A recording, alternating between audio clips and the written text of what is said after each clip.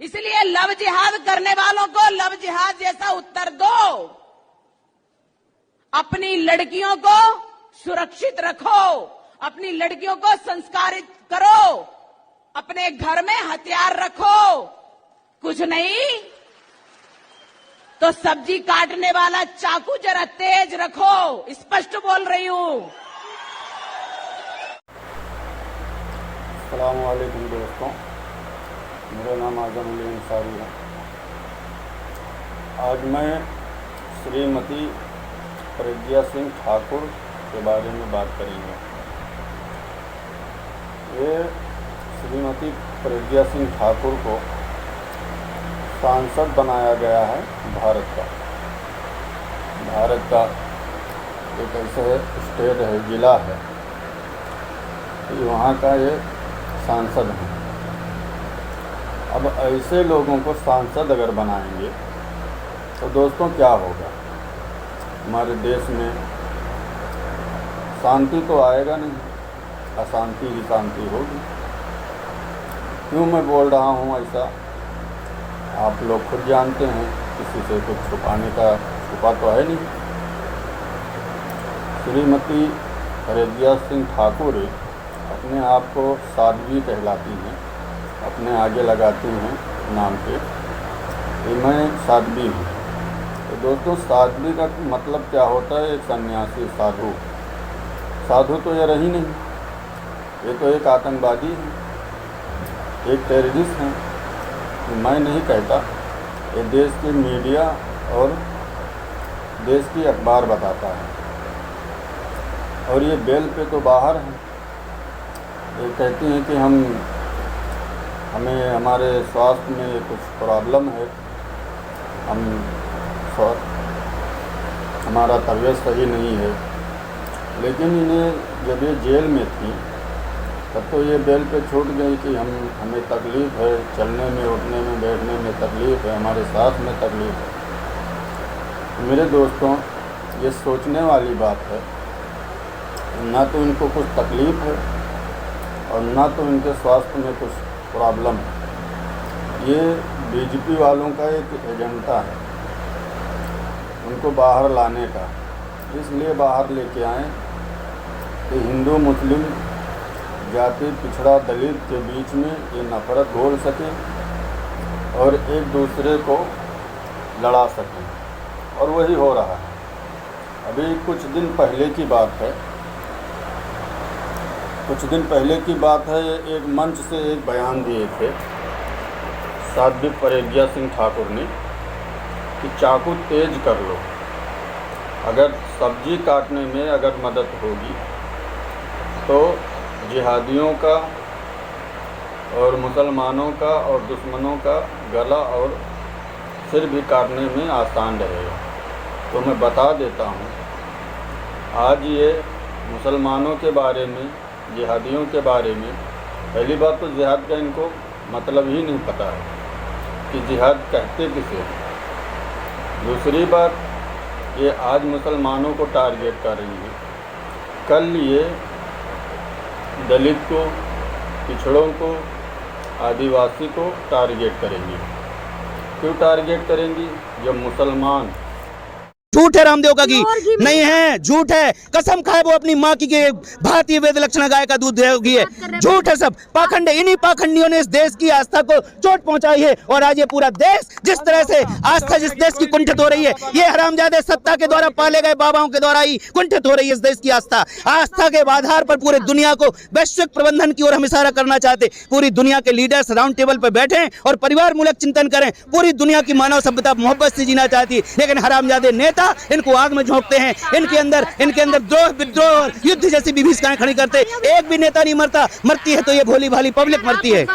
हाँ जी, उन्होंने खुद कहा है कि हिंदू राष्ट्र पहले है। हमने योगी से 2017 में कहा था, झांसी की सभा में, याद कर लें योगी जी, हम खड़े हुए थे उनके पैरामेडिकल कॉलेज की सभा में, चैलेंज किया मैंने योगी को, खड़े होकर कहा, ये योगी यदि वास्तव में तुम कहते कि हमने अवैध बूचड़खाने बंद कर दिए तो याद करो योगी, हमने कहा था कि अवैध बूचड़खाने न्याय संगत हैं। जब निरीह प्राणियों की हत्या से पीड़ित,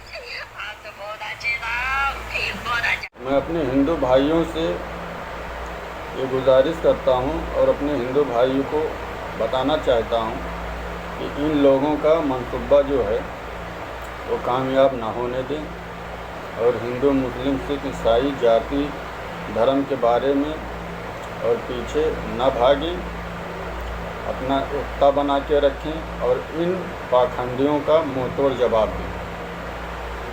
इन पाखंडियों के सामने डट कर खड़ा रहे और इनके बाद में ना आए और इनके उसकाए में ना उसके, क्योंकि ये तो चाहते ही कि हम ऐसे अगर बयान देंगे तो ये लोग सड़क पे आएंगे, रोड पे आएंगे, चक्का जाम करेंगे और हमारे देश का अर्थव्यवस्था ख़राब होगा।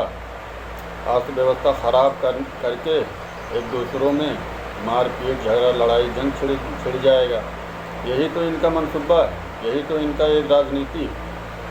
ये राजनीति करके हम भाइयों को, चाहे वो हिंदू हो, चाहे मुस्लिम हो, चाहे दलित हो, चाहे पिछड़ी जात का हो, चाहे ST SC OBC हो, कोई भी मतलब धर्म का हो, ये हर धर्म को, ये किसी के धर्म के नहीं है, इनका धर्म ही नहीं है।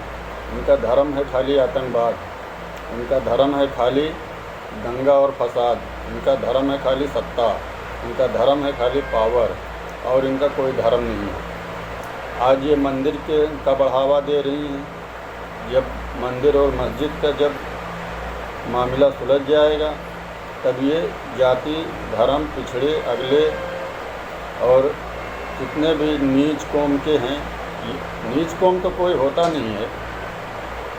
हमारे इस्लाम के मुताबिक हर धर्म एक बराबर है, लेकिन इन लोगों को, और कोई भी धर्म में भी नहीं, चाहे वो हिंदू का धर्म हो या मुसलमान का धर्म हो या सिख का धर्म हो या ईसाई का धर्म मायने नहीं रखता, मायने रखता है इंसानियत।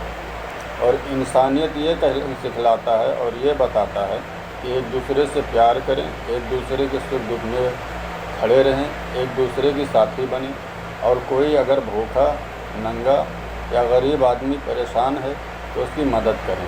लेकिन ये चीज़ें नहीं समझाएंगी, ये मैडम जो हैं ये चीज़ें नहीं बताती हैं। आज तक कभी ये नहीं सुना होगा आप लोग ने कि ये भरी मन से कभी महंगाई के बारे में बात किए हों या कभी किसी रोज़गार के बारे में बात किए हों या कभी ये किसी इंसान के परेशानी के बारे में बात किए हों या किसी दंगा या झगड़ा या मारपीट के बारे में बात किए हों कि मारपीट क्यों हो रहा है, दंगा क्यों हो रहा है, लड़ाई क्यों हो रहा है। क्योंकि ये तो वही चाहते हैं कि मारपीट हो, दंगा हो, लड़ाई हो, झगड़ा हो, एक दूसरे के खून के प्यासे हो जाएं पब्लिक।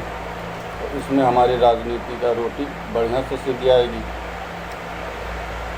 तो आज के लिए बस इतना ही भाइयों, और इस प्रज्ञा सिंह ठाकुर के कहने में प्लीज़ मत आएँ आप लोग और शांति बनाए रहें। अभी देखे हैं 2-4 दिन अभी हुआ है बिहार में मस्जिद को कैसे जलाया गया है। अब ये प्रज्ञा सिंह ठाकुर उस बारे में ये सामने नहीं आएगी, क्योंकि अब इसके आँख में मिर्ची पड़ गई है। आँख खुली नहीं रहा है तो ये देखेगी कैसे। हो सकता है कि मेरा ये बयान, ये मेरा वीडियो सुन के कुछ भाइयों को तकलीफ़ भी हो और कुछ भाइयों को अच्छा भी लगे। तो मैं देखो, मुझे कुछ फ़र्क नहीं पड़ता है। अगर किसी को बुरा भी लगता है तो मुझे कुछ फ़र्क नहीं पड़ता है। मैं सच बोलता हूँ और सच के साथ में तो मुझे इस बात से कोई फ़र्क नहीं पड़ता है। लेकिन सच तो यही है कि मेरे भाइयों, सच यही है मेरे भाइयों, आप लोग शांति बनाए रहें और जो आतंकवादी ग्रुप है उनके आप लोग मुकाबला करें और इन आतंकवादियों को मुंह तोड़ जवाब दें शांतिपूर्वक। ये मैं नहीं कह रहा कि आप वो लोग गोली बारूद या तमंचा या छुरी चाकू से हमला कर रहे हैं तो आप लोग भी करिए, नहीं, आप लोग शांति बनाए रहें। शांति में ही आप लोगों का जीत होगा और सब्र करिए। अल्लाह हाफ़िज़। दुआओं में याद रखिए। अगर वीडियो अच्छी लगी हो तो लाइक, शेयर, कमेंट करें। आप दीजिए इजाज़त अपने भाई आज़म अली को। अगले वीडियो में फिर मुलाकात होगी। अल्लाह हाफ़िज़।